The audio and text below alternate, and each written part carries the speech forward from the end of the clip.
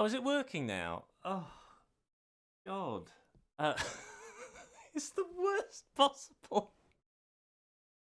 Oh, I do apologise. This is not the way I wanted this to start. My computer decided to go completely bonkers at the absolute worst time. So, do apologise for that. I hope I'm broadcasting now. I got everything lined up, and it decided to go at the worst time. So, oh, dearie me. Here we are at Harmony, finally.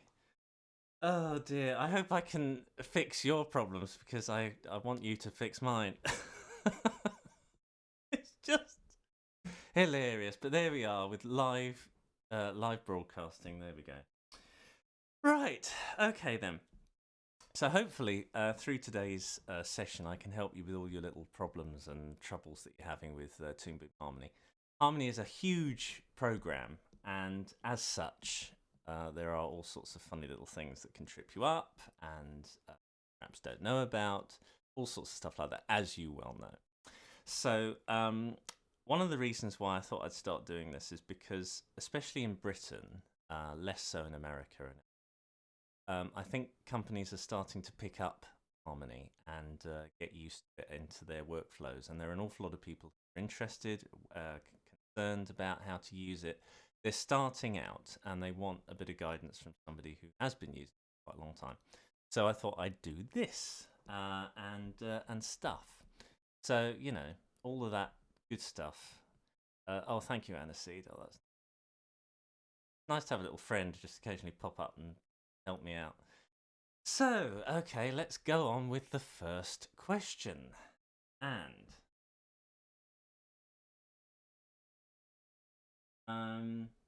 right, so Sundeep Tour, hello, has asked, I don't have any experience of rigging in Toon Boom Harmony, but I was wondering if there was any limitations in tweaking the artwork after it was rigged. Well, yes, there is. Funnily enough, that's if anybody hadn't submitted a question, I was going to come on with this to start with anyway. So this is the most basic rig you can ever have. You've got a peg here and a drawing here. That's a rig, and it's an incredibly basic one. With the drawing, I'm always insisting that people draw with the pencil tool because it allows you to kind of create a drawing that is kind of built-in rigged to start with. So let me demonstrate what I mean. Color there. Let me just draw a line here. Now, if I select that using the contour editor, you'll see that it has all these different points. Right? And because I've just drawn that fresh, it means that I can kind of manipulate it as is. It's a bit of an untidy way of doing it. My recommendation of drawing any line is to actually draw a line using the line tool, or so you've only got 2 points. And then you can sort of adjust that to taste later on and be quite economical how you adjust it. So you're kind of rigging a line in a way. So you've got a very rigged line work, and you can add points around. And of course, you can always go into that using the pencil editor tool. Yeah. And holding down Command, you can change the line thickness. So you've still got a very artistic line, but you can also move it around and rig it in a sense. Now, to go with that question further, say for example this was rigged and I put a keyframe in there, I put another keyframe in there, so I'm able to kind of move this around. Let me just change some kind of, imagine this is an eyebrow, say, or a head or whatever, it's a very long head. But you're moving it around, so that's your animation. But you think, oh, I really want that to have a different actual drawing at that stage. Well, all you do is on the drawing layer, just hit duplicate drawing, which is that symbol, yeah. So, and that creates. If I go to the drawing substitutions when clear, you'll see if you look at that, that was the original drawing. And on drawing, I can then change that to whatever I want. And because it's rigged, sense, I can make subtle changes between the drawings. Now, the the onion skin there is just showing us exactly what the previous drawing was in the rigged position. So I can kind of animate from that position as well. It's kind of like symbols in Animate, Adobe Animate, but on steroids. So you've got the ability to see what you're doing live, which is what I wanted to do earlier. But you can sort of animate to that. So if I turn, you've got two different rigged positions as well as this rigged drawing. That makes sense. And I can even do things like I could change the drawing there. I could move during movement. It can also make that more exciting. You've got the drawing swapping over mid-movement. So I hope that answers your question. You can change the drawings as you are rigging them. So, and you can do all sorts of clever things with the rigging as you go. You can sort of have gates in your rigging to say, okay, I now want the rigging to change halfway through the animation, do all sorts of crazy, amazing things. But the simplest way and the most convenient is to kind of draw things as you go, which is really good for hands and really extreme expressions. If you're wanting a character to go into a really extreme expression easily, as long as you've drawn it in an economical way, making slight alterations to your drawing is an incredibly easy thing to do. So there you go. Okay, I hope that answers your question. Next question. Okay, so that dog digs. Hello. Are you of the Shropshire, that dog digs? Asks, when cutting in Harmony, do you know of any way of preserving vector pencil lines so they are clean and they keep their start and end cap? Vector pencil. I'm trying to think of what you're asking me. Vector pencil lines, because this is a vector pencil line. What I've just done here. Any way of preserving them so they clean and keep their start? Well, I mean that's clean. What I've got now. So, I can zoom into that. This is the finished render, and that's as clean. I can zoom in and zoom in and zoom in, and it won't change. In terms of their cap, if I go to tool properties bit, you've got all sorts of different options for the pencil. So you've got various sort of various built-in kinds of thicknesses. So I wanted to sort of quickly change how thick and thin it behaved. I could sort of change it to that and that and around. I can change the kind of texture of the brush. Let me just that and you'll. Oops. Come on, that's it. Yeah, maybe. There we go. Okay, so let's just make it a bit bigger. So felt rough there and felt bumpy thin and dashed lines and grain lines, and you can add and create new ones. I haven't really experimented very much with textures when it comes to brushes, I've got to say, but yeah, you can sort of change your texture here and add ones, and they come out. Oh, I see what you mean. Do you mean this sort of things like pixelation? I have to be honest, this is one area that I am a little bit sketchy on myself, but I can't see any reason why you wouldn't be able to import an image into it here and then have it at a higher resolution, so be able to cope with this. As a default, it's just sort of giving you a very, very basic line, which is fine for when you're far away. But I mean, the blurred lines tend to well because they are blurred and you can't see the edges. For the advert that I did recently, I felt that, and what I did, whether or not this is modus operandi, you might, is I created a series of drawing. Let me get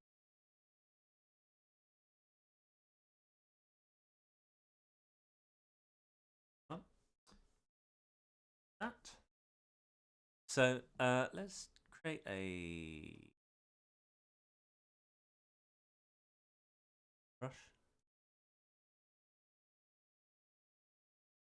And what I did was using the pencil editor.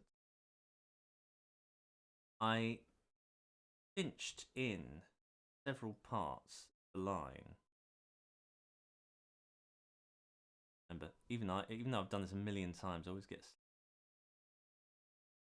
with what I've got to do. There we go. That's it. So I'm sort of breaking up the line as I go by making it so thin it actually overlaps and cancels itself out.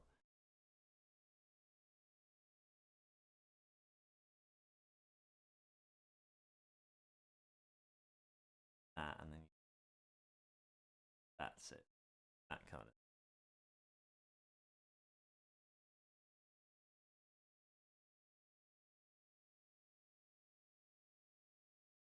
So this is an extreme example of.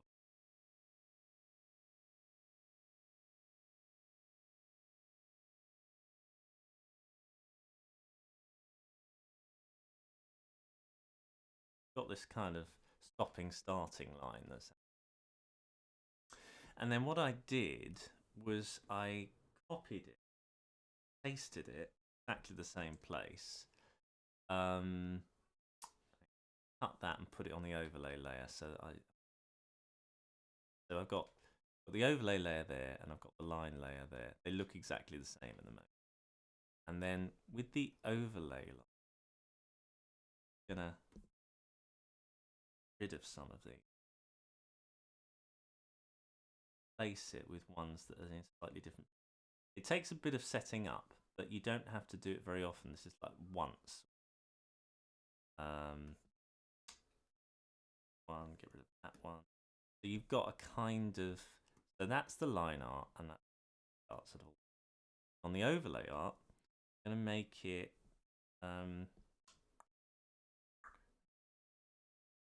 Let's go to felt. And then on the line art, that felt as well. And so when you're looking at it in camera, you're a hybrid of two types of line. I would have tidied this up normally. And then instead of having a sort of a solid black line, I made it slightly alphaed. You've got a sort of bleed of one line going to another. So when I render it, you've got this kind of thing where it's a bit like felt tip pen, where some areas of it are heavier than others. And by doing that, the great thing is that once you've got your line, if you hit apply to line and color art here and then manipulate the line, because the line itself is exactly the same and you're manipulating both, you can adjust both layers together. Be able to delete them. Yeah. So you can add. That's yeah. Oh no. Okay. So you can't add them because you're having to add across two layers if you like, but you can. And what I tended to do was I made everything up of circles, squares, and had like a little bank of three things. So I had a straight line, a circle, and a square done in this technique. And then I was able to squish it around into all sorts of different shapes and create the flowers and leaves and everything else. So it didn't take long. You know, I made all the characters in an afternoon. So once I'd done all the heavy setting up. So this is, if you're not getting the result from one method, there are all sorts of other methods you can apply. So it does allow for quite a lot of experimentation and stuff like that. So that's handy. I hope that sounds entirely sure it has, but okay, next one.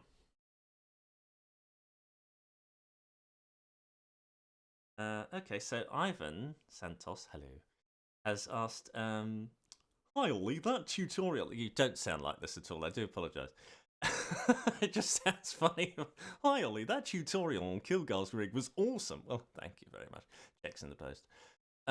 Quick question: how long would it take for one to create a rig like that, and how versatile is it really in a production? Well, that rig took a little bit of time to make, only largely because I'd only just come off the Macroterra, which was a production I worked on with the guys at Sun and Moon Animation, Bristol, and we were developing things on a pretty cutting edge basis. They had done like that much before, except by the guys at Filmworks, I think it is in Disney, in America. And so as such, we were kind of having to figure out a lot of things from fresh. We were following the guidance of Toon Boom, but even they were on completely new territory. So when I came back to my own sort of studio space and was able to work things out and thinking, I that method did work so well and this sort of thing. So I was experimenting rather a lot with processes even then. So I would say that if you know what you're doing, creating a master controlled rig like the Kilgar one take about let's um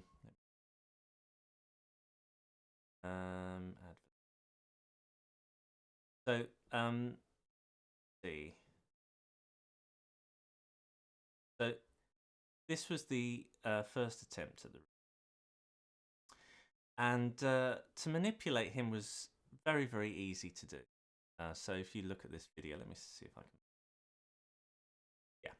So you're looking at him and you're able to move his head around and crazy things. And the thing is, it always takes quite a long time to set the rig up. In this case, I would say it took me about 5 days. If I was doing this on a regular basis, it would probably take about 3. But because it was sort of finding things out and trying new techniques, even for me, it was taking a little bit. But I would say about 3 to 5 days. But the advantage of once you've got it, of course, you're able to churn out animation rate which can't do. It's not perfect. If you look at the way his eyes are, they don't really sit as a real eye would and things like that. But you can refine a rig. There are things we could have done. I could have done to change that, and also, you can always add things on the fly. Like I was explaining earlier, you can change the drawing because all this eye is a drawing. So it's so that is literally all just a drawing. So you could easily just add a new drawing in there, make some bizarre expression for his eye, and still it would be able to move around and that sort of stuff. So you're not totally constrained, but you have to work within its boundaries and know what they are. That's the only difference. And I think to start on master, because the thing about master controllers is they're so glamorous and they're so, oh my god, I can make it look like Disney. And yes, you can do those things, but there's an awful lot of brain work to get your head in the right space first, and then once you know it, you can kind of own it. And there's a lot of testing. I mean, I think when I'd created this rig, there were a couple of things I think, okay, if this was actually in production, I'd need to tweak this and I need to tweak that. But again, they're not big tweaks. Change it easily. And luckily, one of the reasons why I wanted to experiment with Harry's amazing character was that it was detailed and yet it was elegantly economical as well. And what that means is it's a detailed character in the sense it has all these muscles and stuff. But certainly in the face, you've got these very nice, simple shapes, essentially, that add up to a created character. They're not encrusted with so much heavy detail and shading that you can't do it easily. I find a lot of characters, when they've got detail, they end up being quite stiff. Because unless you've got the time of Richard Williams and the budget of Richard Williams to go there and do all these little lines, you just can't do it. And the sensible thing that Disney did when they designed Tangled series was that they simplified the characters. Thought, okay, well, obviously we can't make them look exactly like they do in the CG film and have absolute correct that and the other. But by simplifying them and breaking a few rules, particularly with the shapes of the characters' faces and things like that, they're able to do much better animation more efficiently because they're saying with the visual style, it's okay if a character looks slightly odd at this angle because we're allowing it. But if you set the rules up for stylization early, then you can get away with more. That's the point. Now, with a character like this, I was trying as closely as I could to replicate his art style, just to see if it was possible to make a Harry Partridge quality animation with a pre-rigged character. And I have to say, Harry and I were quite pleased with the result of it. I mean, I don't know how yet we would do a detailed body like body he's got. Most of my research has been around heads of using controllers last year. However, I have been looking into using master controllers for things like fabric and stuff like that, and I've gotten some very good results where I can make things that have detailed rolls in the fabric and everything not appear too stiff. I did post some stuff on Twitter ages ago, and it did kind of roll over the arm. So even though you've got this sort of stiff arm, it looked as if there was actual fabric going on. I was quite pleased, and the really good thing about it was that it was quite simple to rig and easy to animate. That's the crucial thing. You can sometimes I've seen people posting master controlled faces and things, and they all look very nice. But then when it comes to actually animating the thing in a real world situation, you're totally limited to what the master controller does. I mean, this design is essentially animating the head for you, virtually. You can do little changes of poses. If I close this and you see how I animated him, I did a little sort of twist of the head there. I did a little twist of the head, which isn't part of the master controller. I just twisted the head and then carried on using the master controller. Pardon me. And that allowed me to get these subtleties of animation, which is crucial to making the character look alive, you know. Also, being able to manipulate the eyebrows without them pinging back to how they're supposed to be. All these little things you can do, but they take a little bit of getting used to working out how to do. But the most important thing for any rig is to make sure that it's as easy to animate as possible, to make it comfortable as possible for the. It's absolutely crucial. Apart from anything, so let's go back to this. Have another look. I think. Oh, that's answered it, by the way. Rather long rambling answer, but okay. Right. I'm sorry, I will mispronounce your name. I do apologise. Jacco van der Stern. I hope that's. Hey Ollie, glad to have finally found your rigging guides. They're there. Aniseed. Aniseed. Nah, stop it. Stop it, Aniseed. No, stop it. Oh, I'll just carry on reading the question. Right, could you tell us a little about day-to-day life as a Studio Harmony rigger? Cheers. Okay, this is a more personal question. Okay, well, if you're doing day-to-day stuff, I would say it was pretty comfortable. You know what you're doing, and you just get on with it. And when you're going over new territory, however, depending on how much of a deadline you've got, that can be stressful. There are times when you've got perhaps a client that's quite demanding and they want a particular thing and they don't really understand that if you just tweaked one little element of it, it would make a massive difference in speed and efficiency and better quality work. But their set goal is one particular thing or whatever it might be. And unfortunately, they're the boss. You can't. There's only so much you can ask of somebody before they snap. So you have to do that, and that can be as any area of creativity, no matter whether you're an animator or a director.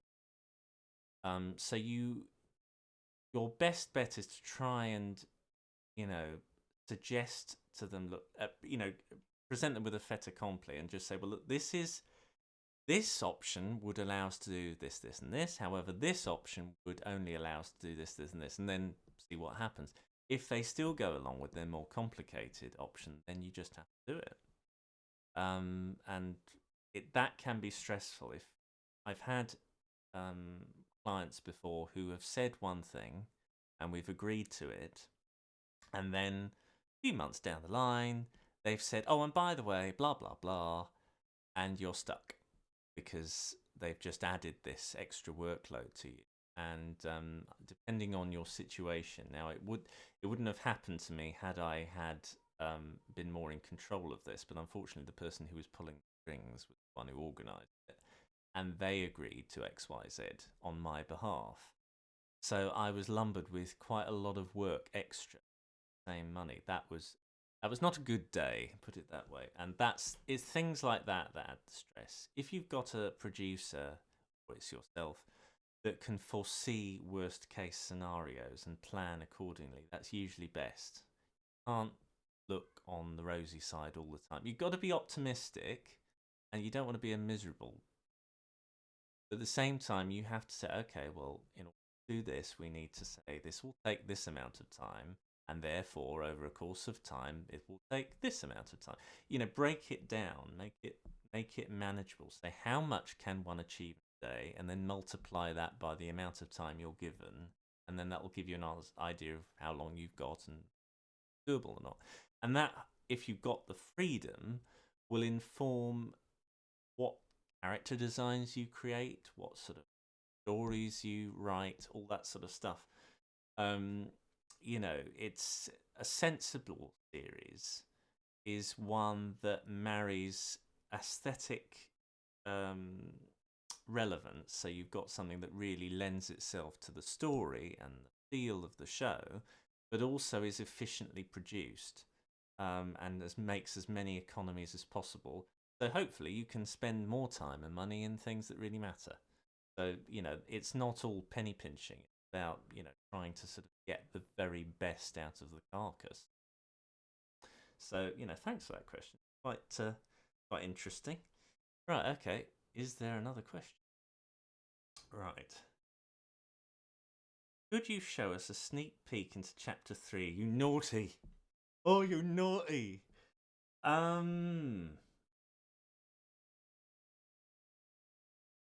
Yes and no. That's quite tricky. What I will do is show off the rig that I'm gonna help you make. That's what I can do. So let me get that.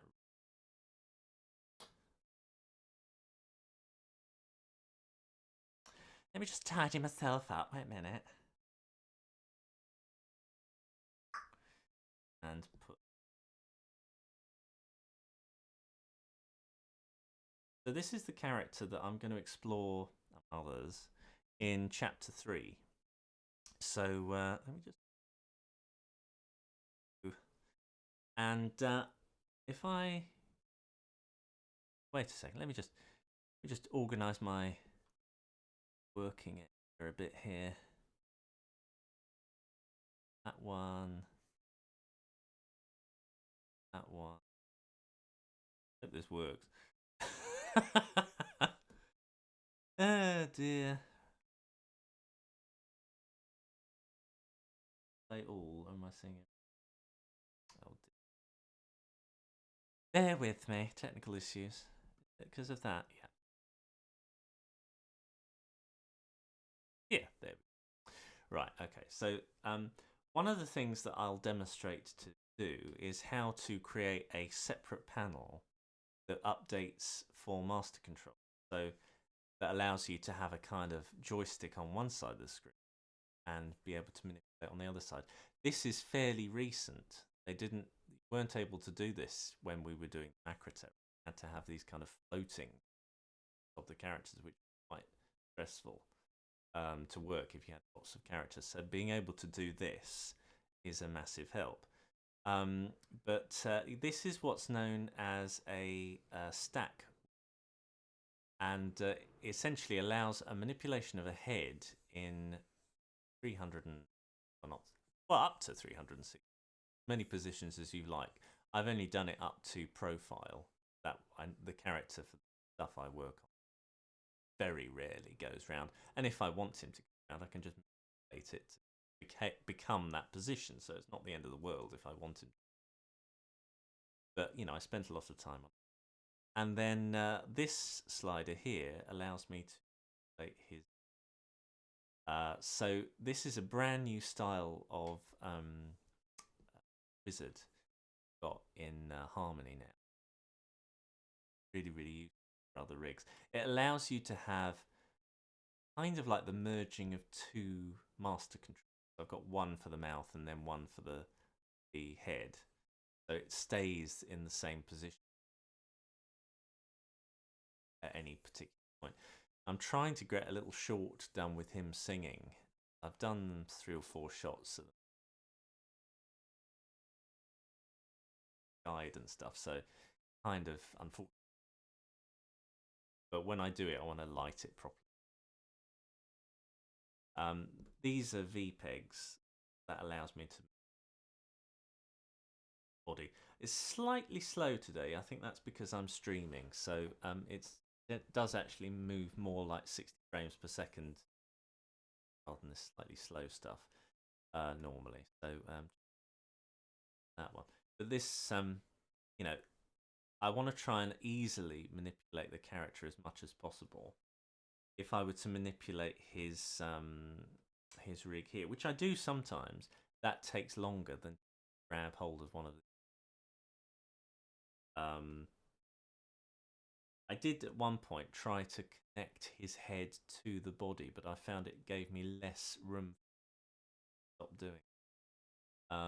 But you know, it's got all sorts of thing and stuff. So yeah, I can't remember what the question was, but there you go. Yeah, sneak peek into chapter 3. So I'm going to cover how to make him, and I'm also going to cover sort of master controllers in generally. It's probably the most abstract of all of the rigging concepts, particularly when it comes to manipulating a master controller, but also having the ability to move bits around without them being affected. See how I moved that ear and it still stays in position. I think if I nose, it won't. Yeah. So how do you do that? Well, all will be revealed in chapter 3. Yeah, the big one. And of course, chapter 4 will be a permanent addition to everything. So it'll be master controlled arms, master controlled legs, bodies, how to do this, that, and the other. It's a constant tapestry learning, and that's part of it. So, you know, that sort of thing. So that's my kind of sneak preview. Can't screen grab the screen and print it out. So no. Right, okay. Thanks for that question. Next question. Okay. Could you? Oh yeah. Love Punj. That's a rude thing I said. Anyway. How how can find artwork and character designs to read? Well, I would suggest that you draw your own, really. You know, or base them on characters, cartoons. I mean, you can, you know. One of the things when my partner was learning how to Affinity Designer, because he'd never used any kind of vector-based software at all before, and he had a bit of time. He was art director on Chuggington, like that, and also I will plug another thing he's done. He was also an art director on Coraline, so that was enough. Anyway, he wanted to know how to use Affinity Designer, and I was showing him, and I gave him, once we'd gone through all the basics in like a morning, because it wasn't that program. I said, okay, here's a picture of Mickey Mouse. Can you do that in vector? Trace it in vector by the time I go to the shops and come back. And when I'd come back, he'd not only traced it all in vector and said the whole piece of software was amazing, but he'd done all sorts of other things as well. So I think sometimes using a character that exists previously, that you know so well from watching it, is actually not a bad start if you can't think of yourself, because you know then what your goal is. You know what you have to achieve, and will know if it doesn't look right. So that's not a bad way to start. But personally, I've always done it with my own character designs because I just want to see my stuff move around, really. So, I hope that answers. Next question. Okay. Can you, so GG Boy, GGBOL, can you please help me how to not have mechanical animation? I can rig characters, but I'm not able to get around how much time between poses so that I can use tweening. So let me see. How can I not have mechanical character rig, but not? I'm not entirely sure. Let me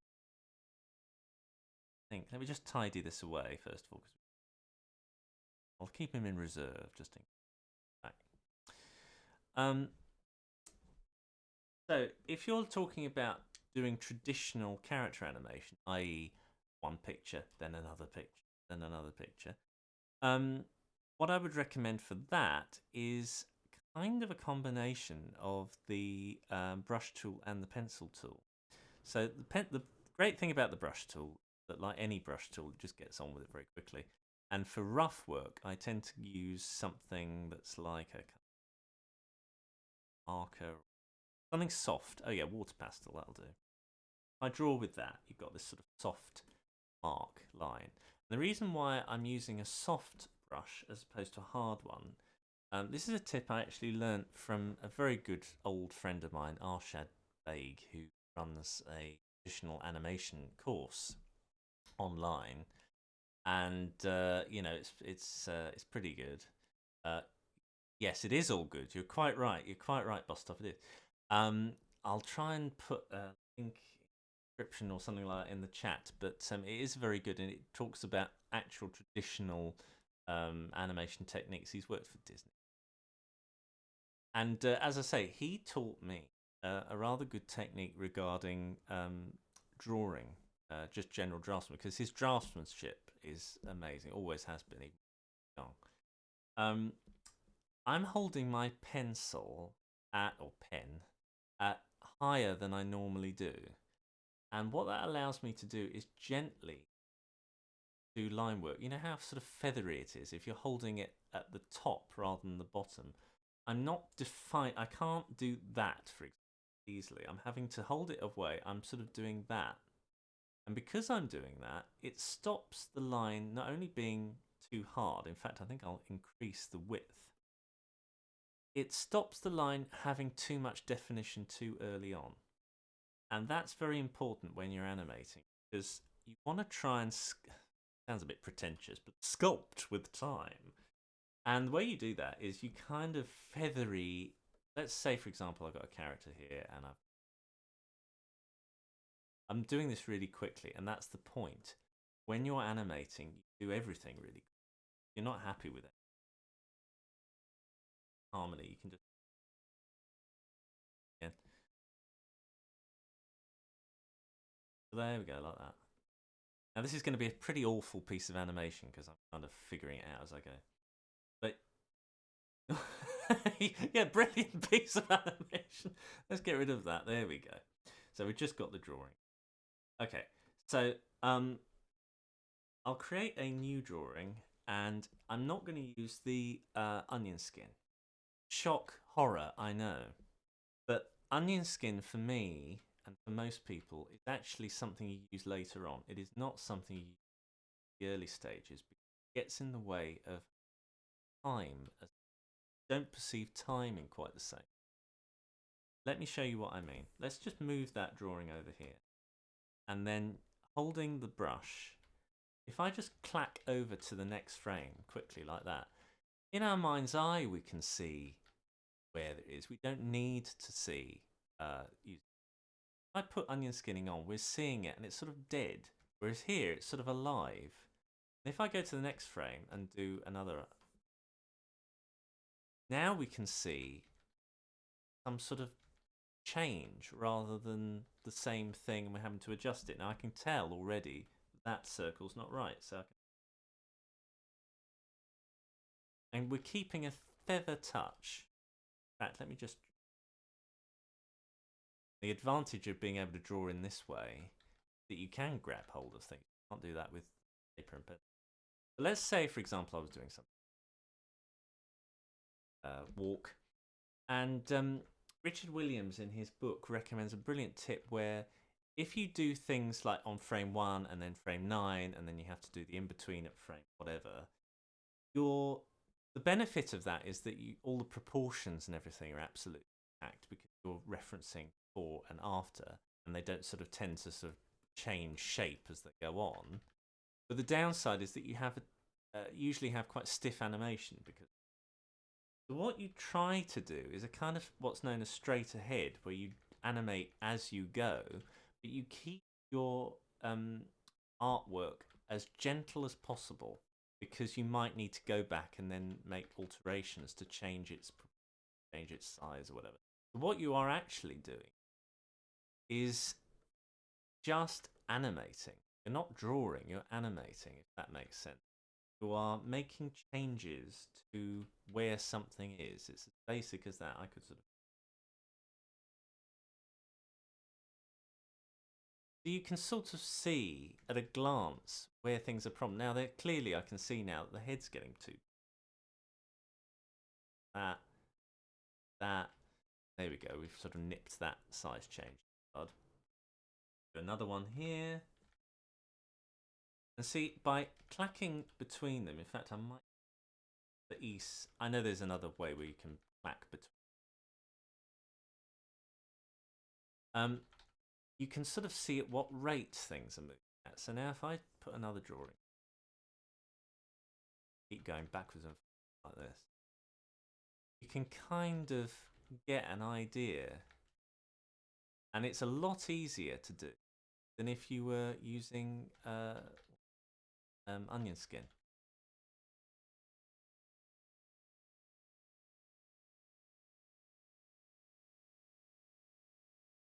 Now, as I say, this isn't the best animation, but this is your armature for animation.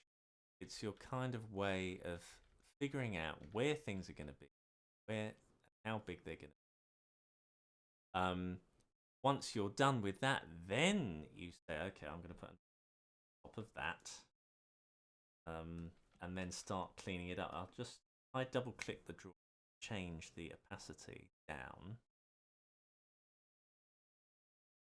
So now I've got my cleanup layer, so to speak. I could actually draw that using the pencil tool, and it still gives me that wonderful opportunity to refine the drawing at will later on more easily than if I was doing it with a brush. If I draw it with a brush, for example,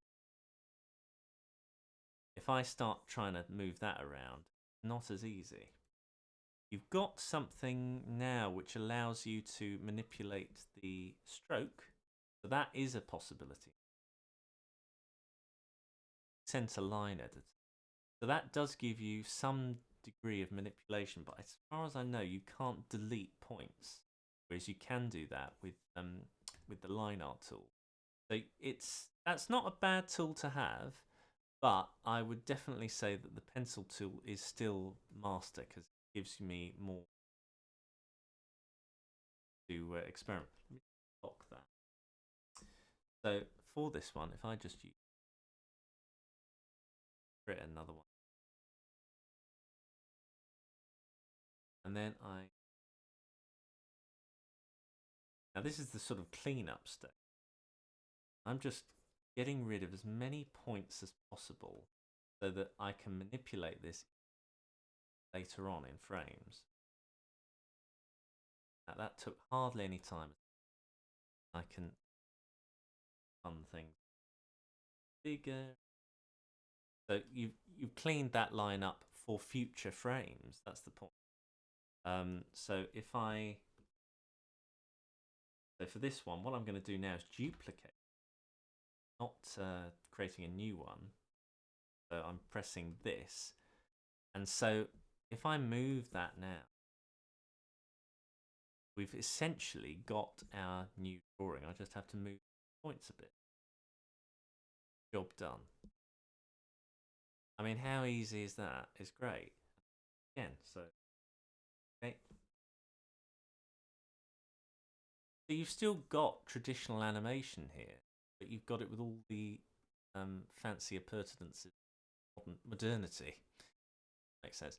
That's kind of handy little set of tips for doing additional work. Um, and this comes in useful whether you're doing traditional animation or whether you're doing rigged animation. The way I animate straight ahead at all times anyway. Um, so I literally do frame one, frame two, frame three. When it comes to puppet work, for this sort of thing, I animate in the conventional way. So I do my sort of basic keys first, kind of that. I mean, it's still a little bit fudgy, really. What I should have done is that, and then whatever method works for you. And then I would put a blank frame in there, and then I get a blank frame into there, and then I've got my breakdown, and you can just add and change that, if you. So you know what you could do as well if you want to do um, rough. Hang on. Well, you notice that when I moved one or added another frame, it didn't add or move here. So what we can do is on the clean one, we want that to be a kind of child to that. If I say sync layer with rough, rough, they now will sync together. So if I add one on one layer, add one there, and if I go around, it'll. That's really handy. So if you are doing, have them all fresh new layer there. That's really that sort of.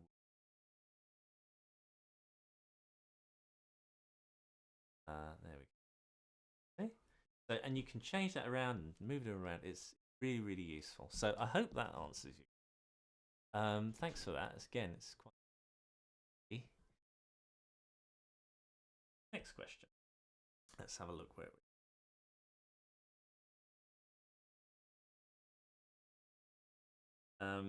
Okay.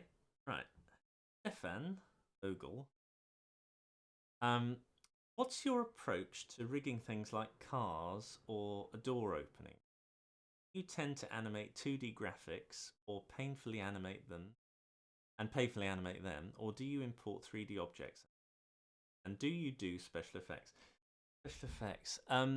I tend to use, and I'm exceptional in. I don't mean I'm exceptional. Uh, I tend to use Apple Motion for the work I do because it's cheap and it's really, really good, actually. If you, most people use After Effects at work, and certainly in Britain, anyway. So what they would tend to do have their drawing in a certain form, and then they would take them into After Effects and talk about there. There are all sorts of things you can do in Toon Boom with the work as it stands. And that's what I'm doing more and more now, because the more I can do the work in the actual app, the less faffing about I'm having to do with other apps, and the quicker my turnaround tends. So, pardon me. For example, back in the day when I was starting out on YouTube, I created a series called Trend Blend, and the opening shot has a kind of semi 3D laboratory inside. They're actually all flat planes, and they're moved around using a virtual camera. And I had to make all of that in Apple Motion. The animation was done in Toon Boom and even Flash at the time. I was sort of merging apps at the time, and I would manipulate everything in the sort of virtual world using. And what I would do now, let's try and sort of create a very basic 3D scene in. Take very long. And then, okay. Now, I will say, call that a wall. Just, I'll just create one wall, and I can create loads of them. And I'll just add a new color and call that change it to. Okay. Now, it's going to be a really ugly brick wall, but you get the idea. So la la la la la. Here's my brick, and I'll just create the entire wall like that, and I'll that, another one, and that, and just bricks in. So you get a rough idea. Now what you do is, if I just move the pivot point, actually I'll move it to the edge. That could be quite useful. And now at the moment I can only move this around in a 2D plane. In fact, if I just bring up the perspective editor, we will see a 3D area, and if I hold down Option Command back, I'm terribly sorry, but if I hold them down, you can actually perceive the stage in 3 dimensions. But I can still kind of only move it properly in 1 dimension. I mean, it kind of is moving around in 3D now. Not very easily. How far forward is it coming? So what I do is I change it to enable 3D here. Now I get this gimbal thing, and that allows me to manipulate the thing. I've moved in Z. That allows me to manipulate the thing, rotate it, and also that. Now, certainly for doors, that could be quite handy, and I think I've done that before. Created a door, and then to make it look less thin, I've put a little extra thick line at a right angle here, so that it looks as if line thickness. So it's all about sort of tricking the eye and making it look as if it is something that it isn't. So if I was creating a and I duplicate that several times, I've got my 4 walls.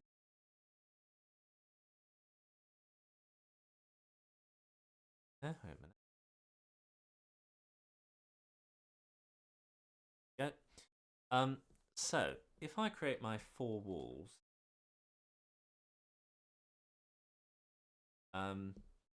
what I can do, rather than manipulating things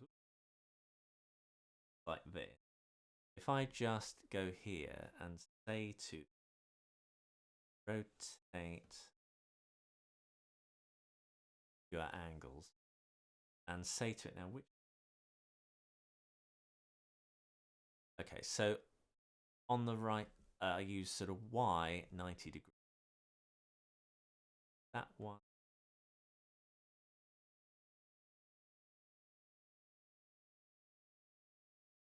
That white, by the way, is the color card. I can put that around as well.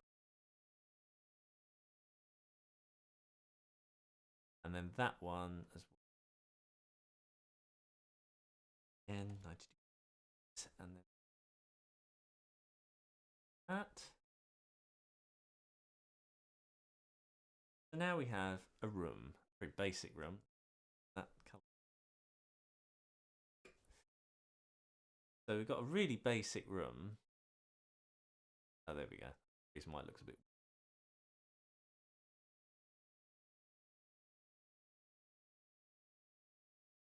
That.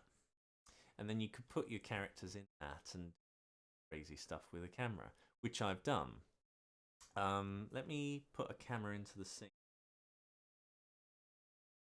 In fact, I'll just put one master pick.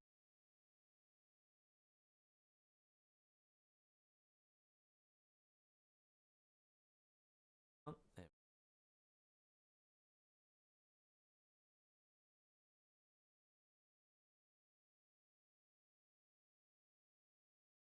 Around. So we've got our, and then add a peg to the camera. You always have to add a peg to a camera.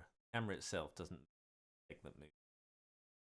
And then using the camera view, at the moment I'm just stuck in. If I move the perspective, move it 3D again, I've got to out. see, can I?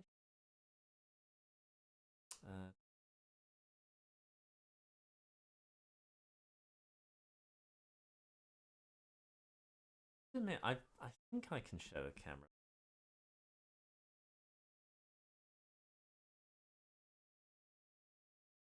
It's one of these. Yeah, bear with me.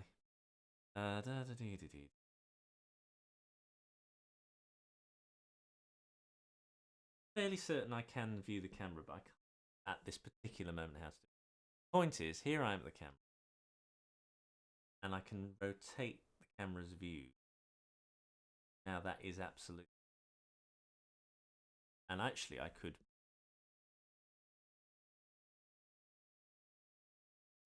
So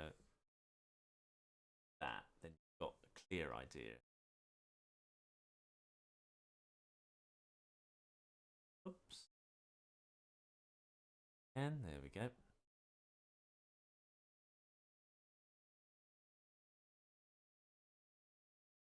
I'm fairly certain I can see a camera at some point, but I've done it before. I've made a whole hall in one of the Beano cartoons, a hallway with pillars and a ceiling and all sorts of stuff, and all out of flat planes. And as a matter of fact, since then, I've seen there's a really good YouTuber called Onion Skin, and he did this really clever thing of being able to manipulate flat objects and make them look like tubes stuff using a very clever, elaborate but very clever node configuration. And I would have loved to have known that because it's handy for the pillars that I made. They would have looked like proper pillars. You can import actual 3D objects that are made in my obj files, OBJ files, and I have done that. But the tricky thing is, for me personally, is that you need Maya in order to render them, and of course I don't own Maya, so I have mentioned to Toon Boom would it be possible to get Blender support. That would be brilliant because as you said, cars and things like that would be much better suited to CGI. In fact, I had a commission years ago, and they were wanting trains to be redesigned using software, and I said, well, I can do it, but I wouldn't recommend it because it's not really a train is a big long oblong thing. This was before master controllers were a thing as well. And trains are oblong and they have curves and everything else. There's nothing helpful to animating in 2D an object like that. You know, if the only time that's ever been done is either the engine, things like that, where they're going from left to right all the time. They're not doing anything elaborate, and they wanted all sorts of crazy things for the characters to do, and they wanted them looking fairly realistic as well. Because the initial stuff that I designed was quite abstract, so that I could get away with things when they turned and stuff. They just didn't want that. So I said, well, there's nothing much I can do. It's going to cost so much money to develop this. I don't really see the point. So we parted as friends, shall we say? But it was a doomed enterprise start, I'm afraid. So yeah, can do it, but you do need to set up Maya, and you do, as far as I know, need Maya. I have asked them about this. I'm sure I saw a video somewhere saying you didn't need Maya, you needed just rendering part of it. But it's not very clear, I have to say, even to me. So certainly for basic bits and pieces, you can create a world like this, and you can use lights as well. Something which I have to be honest, I've got to look into, because there's some very clever lighting techniques to do in Harmony, but I just haven't had the time to explore that as well as master controller stuff. So thanks for the question, it's really handy. Right, okay. Next question. Let's have a look. Okay. So DZA, Demeter Zephyr Animations, asks, hello. Can you leave this on your channel as a video demand so we can reference it? Well, of course. Oh, don't need to ask. The question after that, another one from Ivan, is: did you create a master controller for those plants in your last video? It is useful for the animations you use only once. I'm just going to take a swig of water actually, because I'm.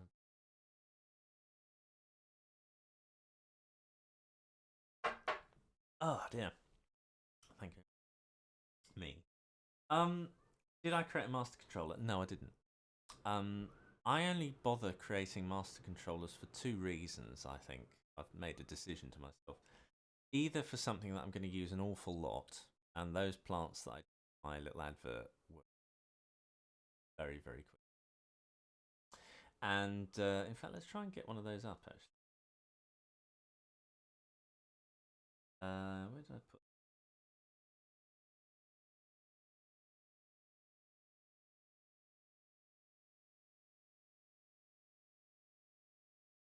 Just I'll get rid of the perspective view, and I collapse all this group. Yeah.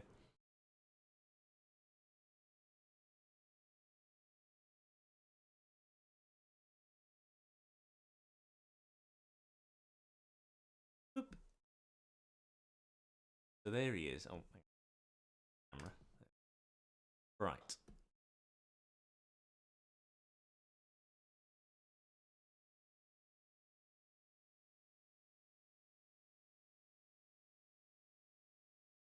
Look. Oh.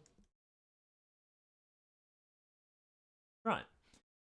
So yeah, he doesn't have any master controller, and I make a point of making only master controllers for things that I'm going to use regularly, or if it was something that required that level of detail, that it be done quite fast. The master controller would be quite simple. Um, Nothing on here required a master controller at all. Everything could be related using basic bits, and it's a lot faster to do. The stalk is former like that. Each of these petals is, in fact, getting back to the thing where I was saying about the line work, these petals are exactly the same thing as this, except that I changed the fill. That's all. But they're exactly the same artwork. That it was. I was trying to get as much out of the carcass as possible, trying to get as much meat as possible. That doesn't have a deformer in it at all. I just manipulate that on.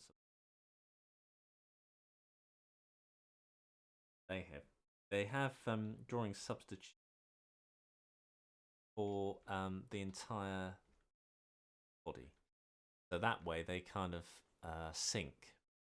And the way I got round blinking was to have a kind of cutter to cut away from the eye entirely and replace it with that. The reason I've got this VPEG is so I've got something to grab hold of when his eyes are open. His eyes are closed, I can grab hold of the eyes closed. So it's things like that. No, I didn't even put a. I think I eventually did put some former into his hat, but none for this. Um, but the thing that I'm really pleased with is this, where you can manipulate points and they actually operate multiple once. No master controller involved at all for them. It's just clever rigging, which can be found in a book that oh, all right, yeah, okay, we get the idea. Oh, yes, yeah, right, yeah, it's available on Patreon, right? Yeah, link in the description. And yeah, I know it's shameless. I know it's shameless. Yes, what's anyway? Yeah. So if you want to know how to do things like this, where you manipulate formers en masse like this, book, because it is a little involved, and but it's not particularly difficult. Subtly using, and the basic built-in stuff that Toon Boom can do can be pushed quite far as it is. You don't need dollars to make it good. Funnily enough, the animation that I showed where Aniseed was showing the book, just I probably will eventually make his head into a master controller, but for that I make everything quite comfortable. Like for example, if I wanted to make him look upwards slightly. I twist him round so the bounding box is that up. So already we're kind of now upward. Now we've got a tilted head. Haven't needed a master controller to give that. We've just done a manual master. A master controller does what you do now faster. That's it. Doesn't miraculously do anything else. It looks as if you have to be just clever and thinking laterally. Yet, you know what I mean? So you've gone from that to that, and he does look as if his head's sort of backwards. But there's nothing else going on here. Artistry. So yeah, that's him. And of course, he's got drawing substitutions to give him. Thanks for that question. And next, let's have a look. What are the most important? I can use another one from. Oh, most important nodes. Let's have a look at the node library. Actually, let's have a look at the net. Well, my favourites. This doesn't actually reflect my favourites, but visibility nodes really. I use that if I just turn on render from it. Notice that the VPEG suddenly disappear, and that allows certain things that go through it to only be displayed using preview view and not the soft render. That's surprisingly endless amounts of composites that pass through. I've actually set my preferences to only give me pass-through ones to start with, and then if I want them to be that ones, I change them to. As a default, they're all pass-through ones because you use them again and again and again. Here, I've used one just to consolidate what's going on here. I've got one in the body, another one here. There's, you use them endlessly. Display node is quite useful now that we're doing master controllers because it allows you to have a separate display for the master controller itself. So you can manipulate that as a joystick. And it's not just a case of plugging it in, by the way. You do a certain way. I have done the research. Also, buy the book, chapter 3.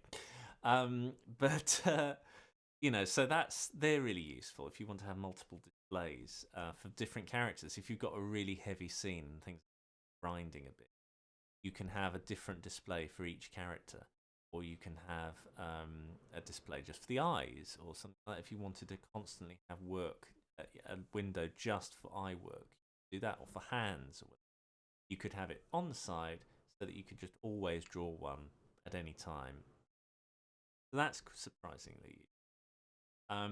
Cutters are useful, but they are a bit processor heavy. So if there's any way you can get around using a cutter, my advice is to do that. And I've got in the guide in chapter 1, largely, though there are references in chapter 2, ways of getting around not using cutters to create shape unions, because it comes up. If you do use too many cutters and you've gone so far down that rabbit hole that you can't get out again, that can be quite dangerous. It really can grind the system fault if you, especially with master controllers, because you think, oh, if I just cut this bit, and if I just cut this bit, and then you return the computer on and it just has a heart attack. It's not a good it's not a good thing, and it doesn't have to be that way. The rig that I created for Kilgar's head had a minimal amount of cutter use, and it moved as smooth as silk. It was lovely. So you can do it. This is often overlooked.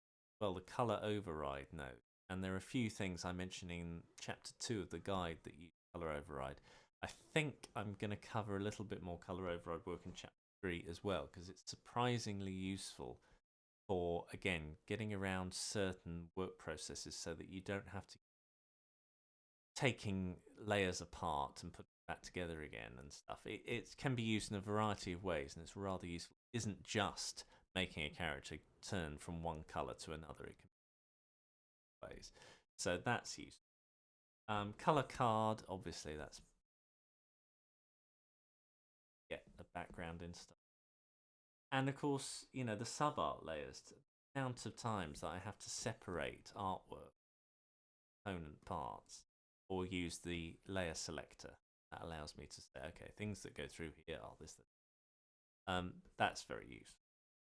I mean, in terms of anything really fancy, see, I mean, obviously the new thing that we've got since Harmony 17 is the free form deformer, and I'm starting to get used to using this, and it has some good uses. Quite like the fact that it can manipulate an entire object, and unlike a envelope it can do all the stuff inside it as well. That would have been incredibly useful, and I'm seriously considering using this for master control, well, just general controlled mouth manipulation. Not necessarily in the way you expect, but it is surprisingly useful tool, and it does make some tasks much easier to perform. So that is a fantastically useful thing. That also, what else we've got? Well, just all the default generally, really. Constrainers are really useful. In chapter 2, I explain how to create an IK deformer, an IK rig using constrainers, and they're very useful. I've used them on several jobs that allow me to manipulate something in a slightly odd way, like I showed you with Bus Stop. In fact, I'd bring him up. So if you have a look at him, I can manipulate his entire body, and this springiness is using a constrainer. It's really, really useful. They take a bit of getting used to because they behave in a slightly odd way, but once you get the hang of them, they're ruddy good. So yeah, I think that'll do for now. I mean, that's quite a few.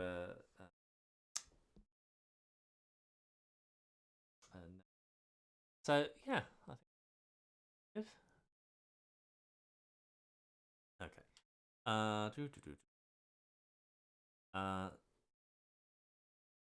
Another one from. I'm gonna fast forward a bit because I think I've got to give some other people a chance for questions. Sorry, Ivan.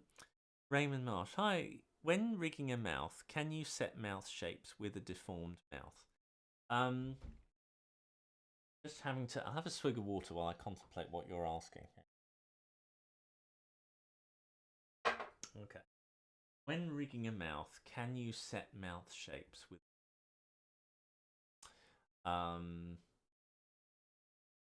Yes, you can.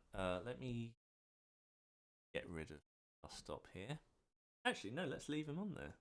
Explain some. If you look at him, his mouth is split into two parts. He's a very extreme mouth. I'm not going to use this as all. But the reason I did this was because I thought it would give me the most amount of. I might be wrong. I might have over-rigged this, and it might have been actually do it as one big jaw. But pardon me, at the time, I thought it was a good idea to split it up into two parts. As I say, I might not necessarily write in, but you try things, and anyway, I can manipulate this mouth to do any pose I want it to. And that's good in one sense. However, especially the more points you have, the longer it takes to manipulate. Obviously, I've got a master control, so I can everything changes automatically because it being master control. But if I was doing it manually, that would take quite a lot of time to. For lip sync, most of the time you want to get through it quickly, back from one to another. So, generally speaking, for lip sync, I tend to go for drawing substitution method. One position, two position, three, and then I have, like I explained earlier, a sort of rigged line rather than a deformed rig. I'll go through that one more time because you might not have been here. Let me just.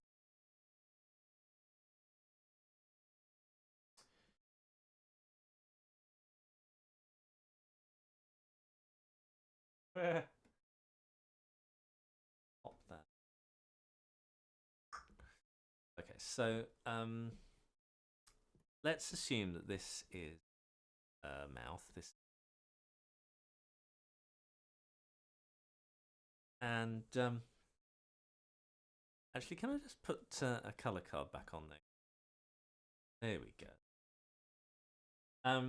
Okay, so I've got my mouth, and I'm just going to get rid of.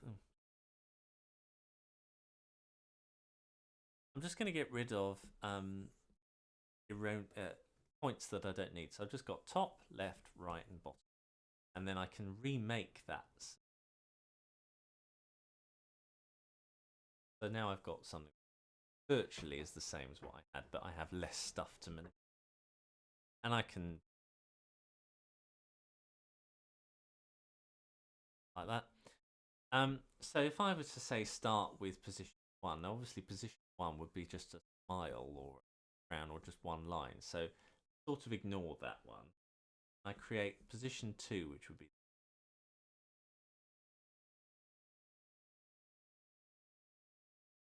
it. Imagine it's nice. Imagine that this drawing's lovely. Okay, and then position 3, you can down and that's your 3. Position 4, you go down. If I tool property, that a bit around, there we go. So you've got that kind of thing going on. Ignore the first position. In fact, I can that.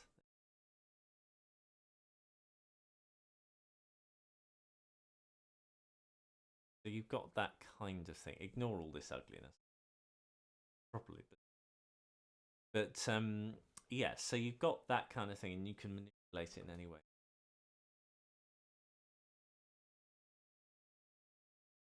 If you get this happening, usually you can go in there. I really wish I could put that tool somewhere more prominent because it sort of sticks the line together if you get a break. Let me do that again. So you have to use the pencil editor tool. Select bending breakage, and then press this sort of tape edge pencil line together, and then you've got it. Yeah, I don't know why that happened. Couldn't do. Oh, anyway, so there we go. Oh, all right, I'll do it there. There, and right, okay. So we've got it there. So that's a way of you to get the drawing substitutions. Now, there's nothing stopping you to then, after that, put a deformation onto your drawing substitute. So if you a lot of, you could go on that frame and say, I would like a drawing, I would like a, and put one in.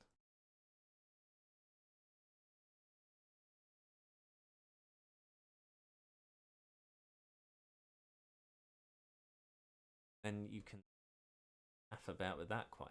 Now the downside of having properly done that, but guide explains how to do it properly. Go to this, that. So I've only got deformation.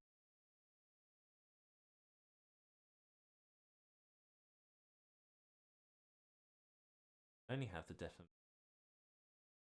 That particular frame, the rest affected. Have deformations on every single one if you wanted. So there's all sorts of clever and interesting ways to manipulate. You don't have to have them all deformed. Wonderful. For more information, please consult the guide. Because it is a little involved, even though I did it really and they're also know exactly what's going on behind the scenes there. Master of it. And that's the general principle. Use perhaps different deformations for different there we go. So I hope that helped answer that question. Right. Okay. So Joris or Joris, it probably is Joris, Bergman writes, "Hi Ollie, I've been trying to go through your epic arms a couple of times. But it keeps confusing me. Would it be possible to talk through those steps live? I'll try and cut through the basic point. I realised that this step, when I was writing it, I thought there are going to be some people very, very quite a tricky chapter, epic arm. If anybody doesn't know what I'm talking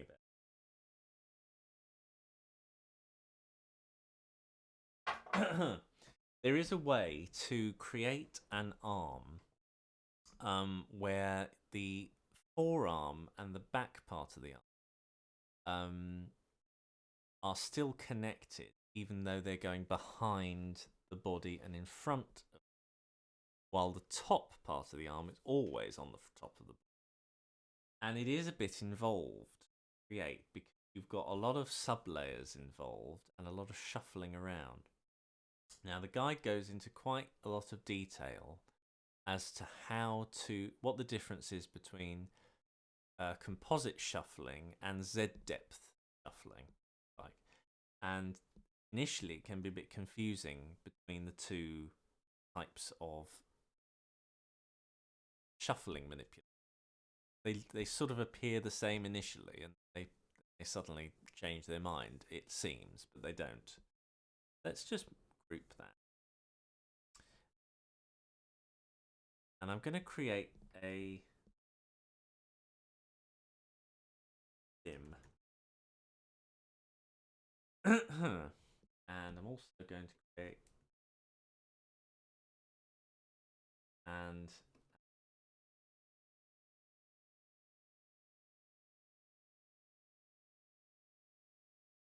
over.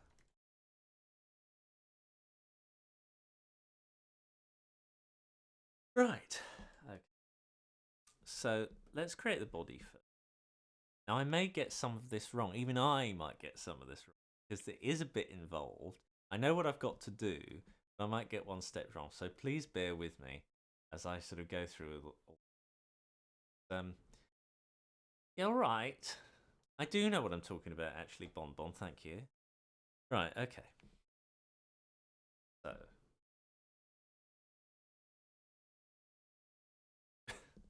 Start. Right. Okay. So with that, I'll do it. That's our body, and I'll need to separate the color and the line art here, and in order to do it without having to resort to endless amounts of cutters and everything else, let me just.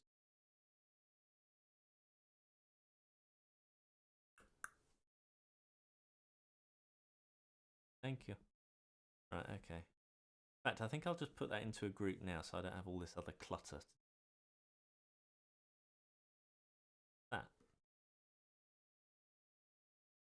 That as well. That's big. So we've got our body, and then I've got to separate it into component parts. If I go into the drawing layer, ready, it's off to nice. Oh, there we are. Right. Okay. So let's get rid of that. Copy and paste the line art, color art. I'm just going to hit this button, which is convert pencil lines to brush strokes. I think you have the same thing. Yeah. I have it by my side. Yeah. So I'm just going to do that. What it does, it changes the line from being thought of as, if you notice, before I did that, line, if I were to fill it, the fill would come right up to that line. And then by doing that, the fill will now come up to this line.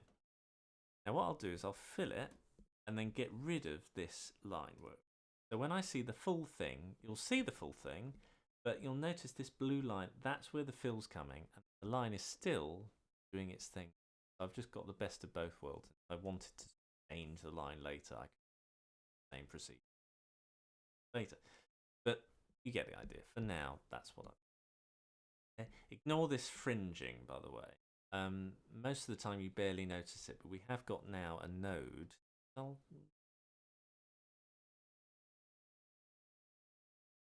opacity. There we go, increase opacity. This is a brand new node which they've introduced in the last couple of months. And work on it. Just about see it, can't you? If I do that ugliness, if I just pop that on there, it fixes it.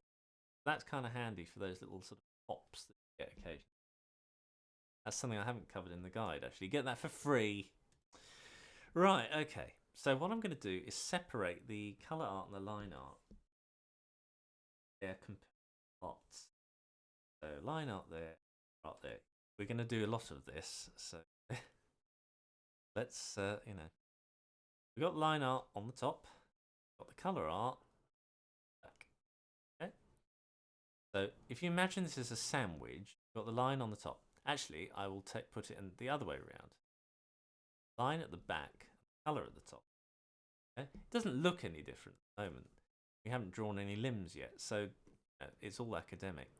This is the general idea. Now, I may be shifting things around because I can't quite remember what I wrote, but I know that it involves separating everything into the component parts. So let's go with it. Okay, so now let's do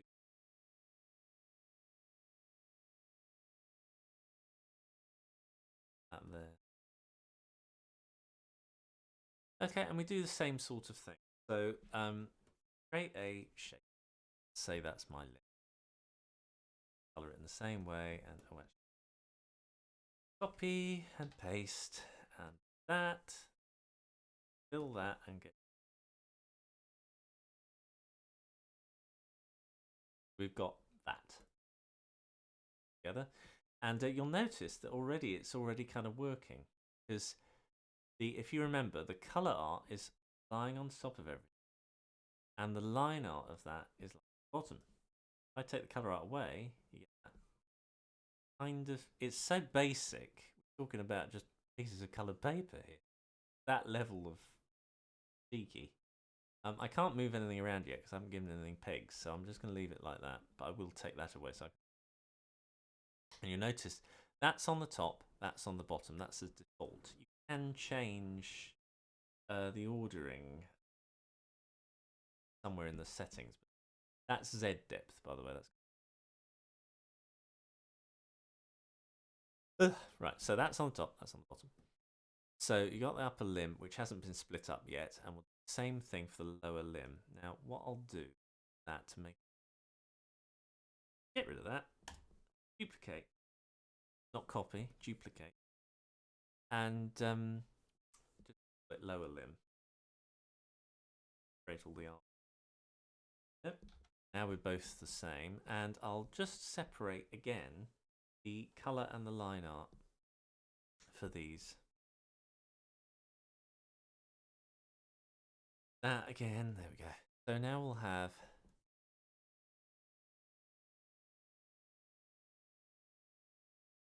it's starting to get a bit more fiddly, isn't it? Bits and pieces flying around all over the place.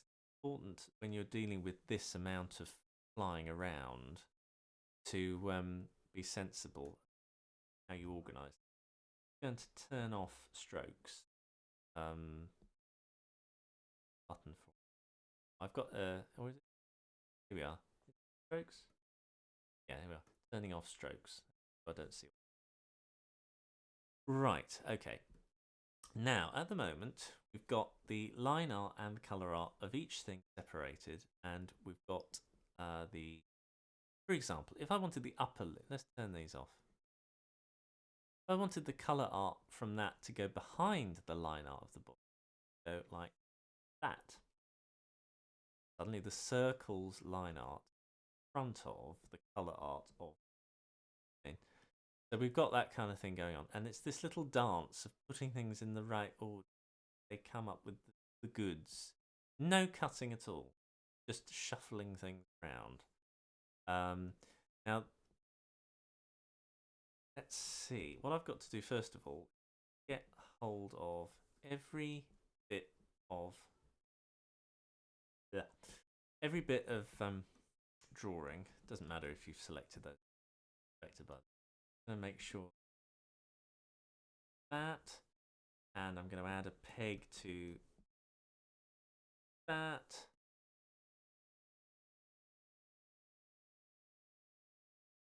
And the upper limb will drive that.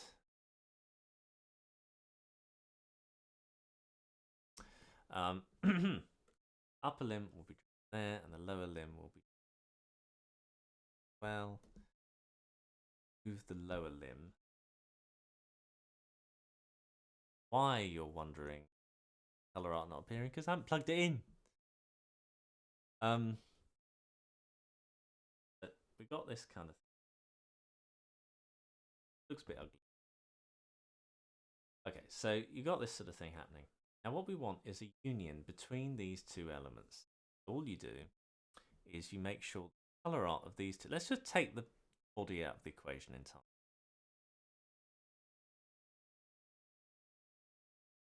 Move that out of the way. So if I move the line art to the back and I move the line art of that back, you've got the color art going in the front and the line art back. So that makes sense, doesn't it? If I turn off one, that's happening. That color art is now plopped onto the top, so like they're joined, and that one is also plopped onto the top of the line of the back. So, with me so far? Now, if I put the color art of the body on the top, the line art of the body at the back, get that, which we don't want. So what I'll do is I'll shift the I don't want to do that. No, hang on. If I move them both to the back, imagine it's like this way around there, you get something where the limb in front of. Now what I want to try and do first of all is to kind of make the arm look as if it's attached to the body. So what I'm going to do is I move the color there. It is attached, but it's sort of attached wrong. If I move the color of that arm there and move the line of that in front,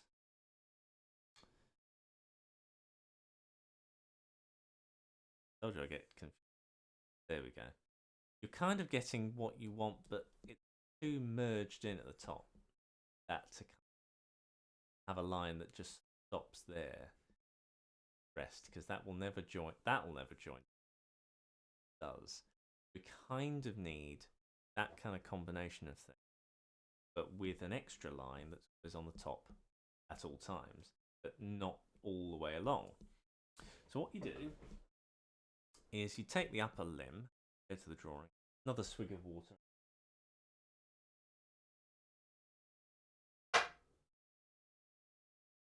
You take the line here,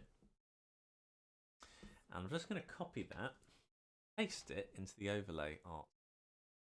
It doesn't have to be the overlay, it could be the underlay, it doesn't really matter. But what I will do now, using the pencil, I'm going to sort of take a little area of it here and go eek, that there.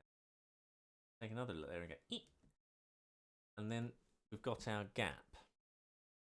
By doing that, you won't see it, of course. Then if I put an overlay, oops, they are layer on top.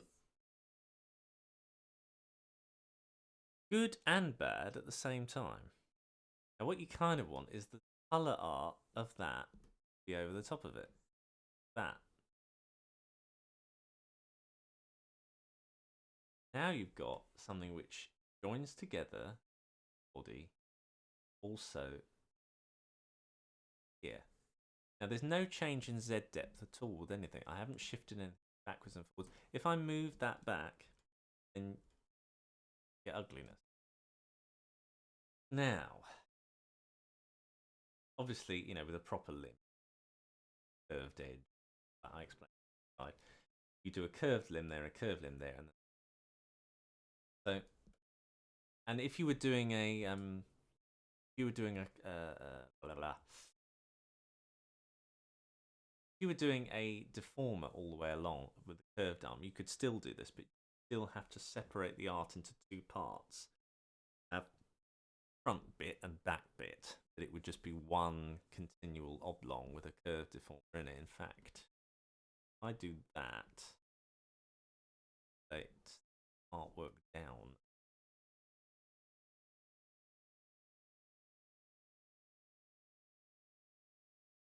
Doing layers.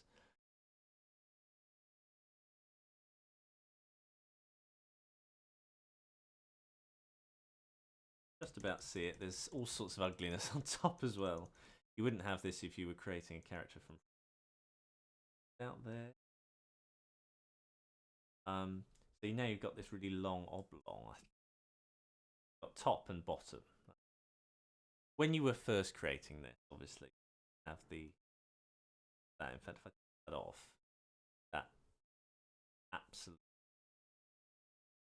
So you would have top part, bottom part, and then you have a deformer applied here. This just happens. Have your deformer, that allows you to manipulate the whole thing, will do, and you select, attach it there. So now you're saying, I want the deformer, so affect these two things, and then you're able, with the ability to have one part go in front of the other part at any time. Now, downside of what, still will need a peg there. Let me get that. Paint shifting one thing to another. So if I select that, I'm able to move that behind body like that. Now, downside is you say, oh, well, I still see this ugliness. That. All you do, go to the top drawing and this is where I'm getting slightly confused because I worked it all out and I did lay it out as clearly as I possibly could. And somebody has done it, so it's not. I feel a little bit better that it is readable, but it is fiddly. And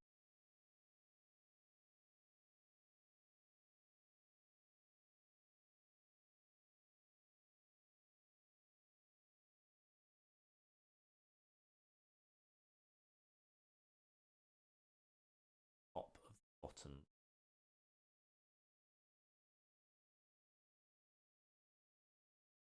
Got to do it for the bottom as well. Oh, hang on. Oh yeah, because I haven't put the overlay. No, that's wrong. I knew it would happen.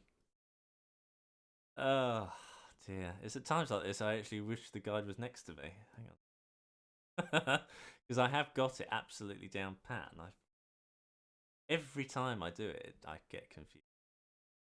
I know that it can be.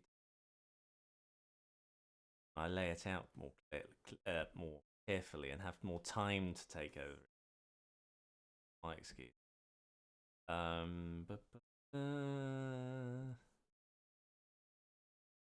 Horrible thing to ask me, Head.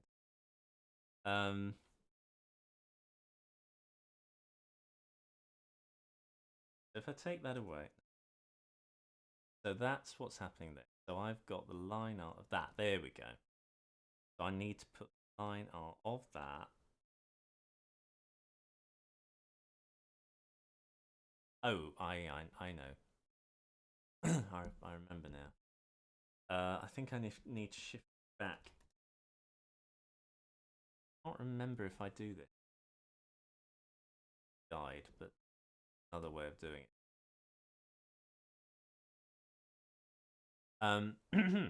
So apply a peg transformation allows you to move things around in Z depth later on in the rig. So that way, I'm able to shift things around just a tiny amount in Z. So that way, it's still behind it.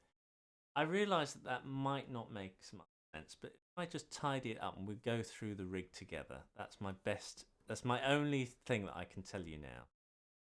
Just tidy this up so I can clearly go through it all. But all the diagrams are in the guide for you to study, and study them you have to.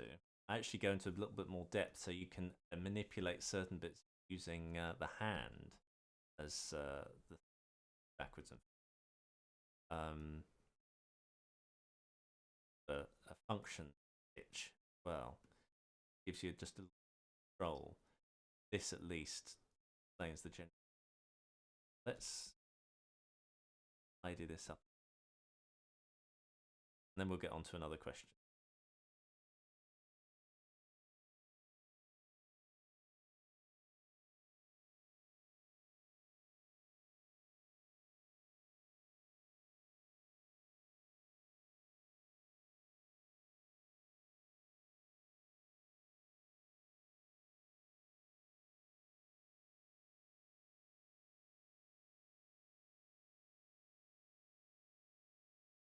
Right.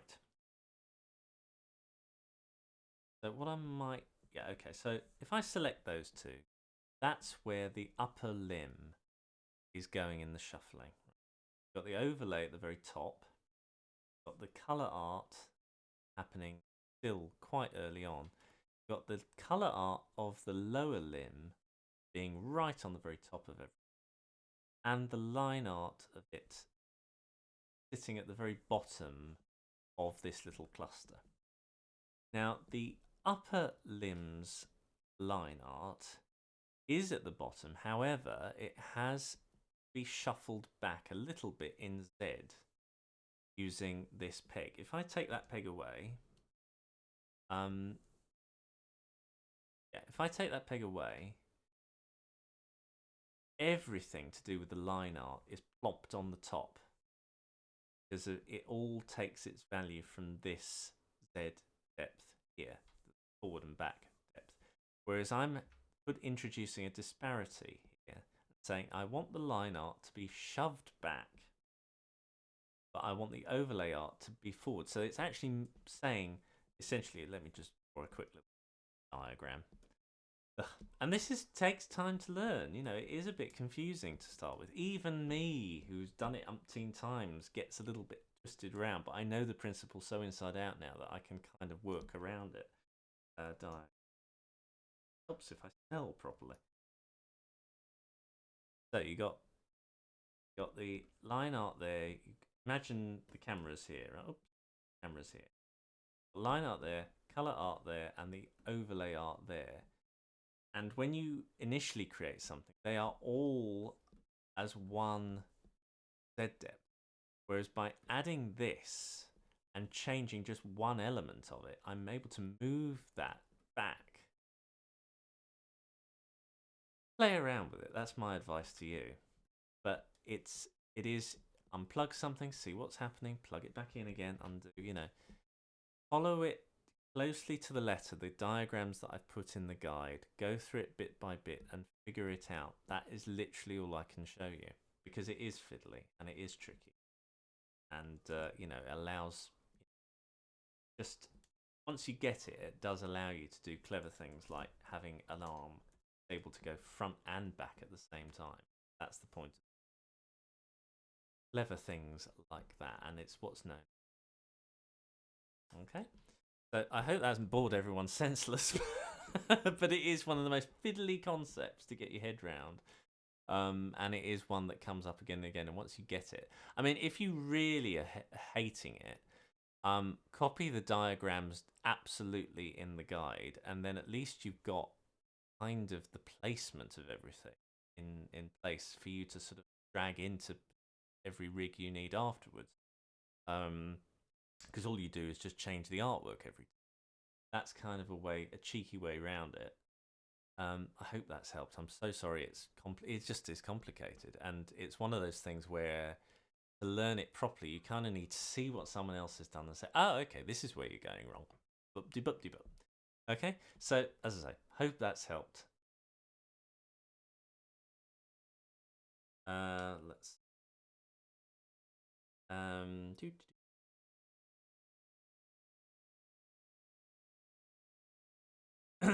So um, somebody's had a question here. So I don't have Toon Boom Harmony yet. Leonard Greenland. I don't have Toon Boom Harmony yet, but there are free alternative open source somewhere that feel the same as that. So, in other words, can I get this experience somewhere else? I don't think you can. Um, closest piece of software to this really is Adobe Animate, and I've seen their latest offering because they have actually altered the software quite a lot and made it look. But I think that they when it was owned by Macromedia, there were considerable improvements every single release, and then since Adobe's had it, they've kind of sat on it for quite a long time regarding animators, and it became a kind of programming piece of software for a long time. And now it is again a piece of animator software, but there's a lot of work for them to get up to this level, to this station. A hell of a lot. And beyond that, I don't. Every other piece of software that I've found, it kind of just does the traditional side of things. To puppet work in quite the same way as this. Initially, when you use it, it is a bit overwhelming. You have an awful lot of buttons, dials, and goodness knows what else.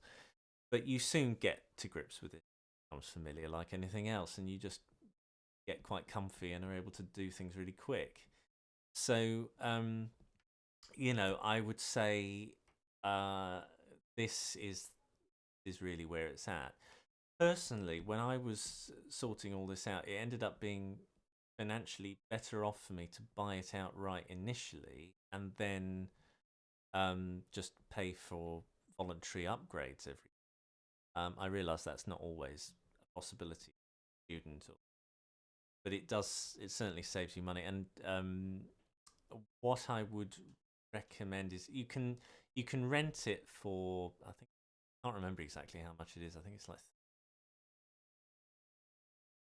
not sure, premium, but you can pack in quite a lot of learning within a month. So if you're dedicated and you say, I want to invest time, and those we've got plenty of it with the coronavirus going on, you could rent it from Toon Boom for quite a relatively small amount of money. It's certainly not as expensive as Maya or like that. For 1 or 2 months, and then say, okay, I'll put it away. I've got stuff ready to go, and then create it like a showreel for PC and things like that. There is a demand for learning this software more and more, especially in Britain, and I think it is worth doing, and certainly it's worth, if you can, getting the premium version. Because the other versions can, if you're doing traditional work, then you might as well just get basic. But for any kind of rigging, I think you should just get premium, because there's so many other things you can do with it. It's such a different program, really, and that's what big companies are going to want. They want you to know premium. They don't want you to know other small. It's these fancy things that make the program what it is, really.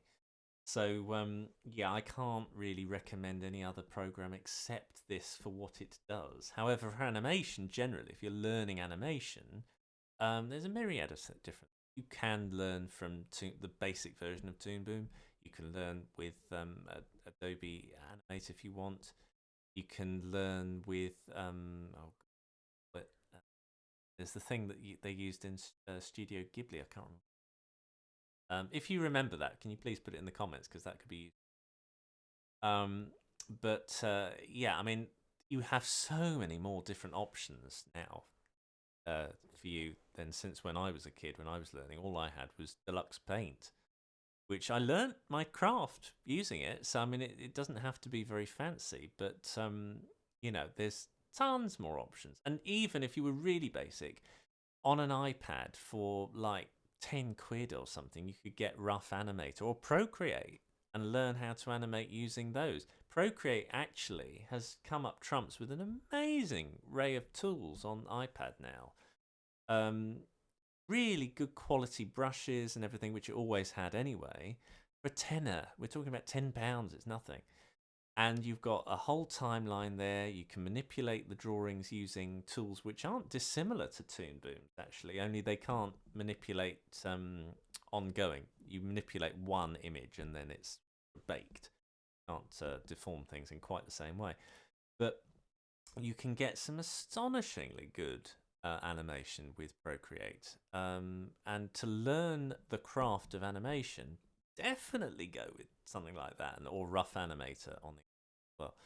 Because, cost-wise, you could get an iPad for like 300 quid and then the software for £20. And you've got everything you need.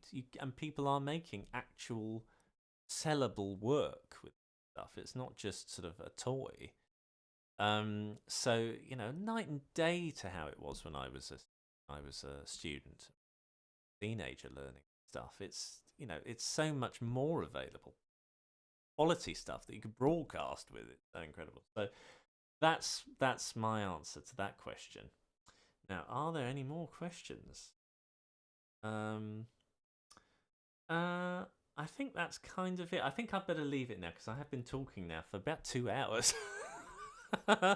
So I think I'll have to leave it there. Thanks ever so much for joining me today, and I'm it's really kind of you to come by and oh, Aniseed, put the book away. Put the book away. I'm ending this now. Have a lovely end of the day and go out in the sunshine and get some fresh air if you can. Isolated, of course. And I'll speak to you guys very, very soon. Bye.